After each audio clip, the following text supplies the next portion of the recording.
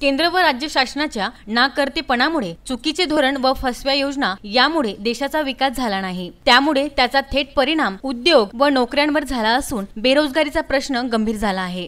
दिनांक 28 जून रोजी अमरावती जिल्हाधिकारी कार्यालयासमोर राष्ट्रवादी काँग्रेसच्या वतीने या बेरोजगारीबद्दल पकोडे तलो आंदोलन करून केंद्र व राज्य सरकारचा निषेध करण्यात आला। तरुणांना पकोडे तळायला लावणाऱ्या सरकार तरुणांना रोजगार मिळाला पाहिजे, तरुणांना रोजगार मिळाला पाहिजे, रोजगार आमच्या हक्काचा नाही कुणाच्या बापाचा, रोजगार आमच्या हक्काचा नाही कुणाच्या बापाचा। अमरावती या अनोख्या आंदोलनाची चांगलीच चर्चा झाली आहे। भाजप सरकारच्या काळात बेरोजगारी दर 6.1% झाला आहे।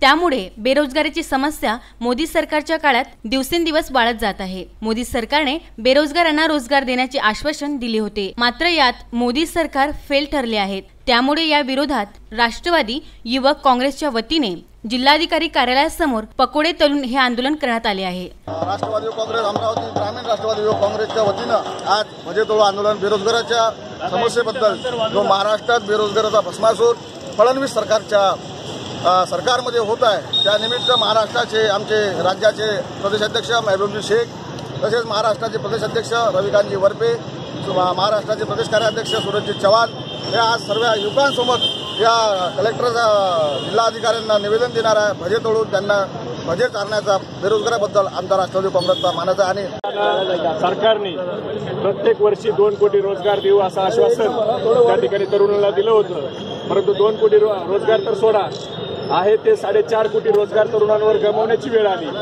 7.1 जो गेल्या 45 वर्षात बेरोजगारीचा दर कधी वाढला नाही, तो दर या सरकारच्या काळात वाढला।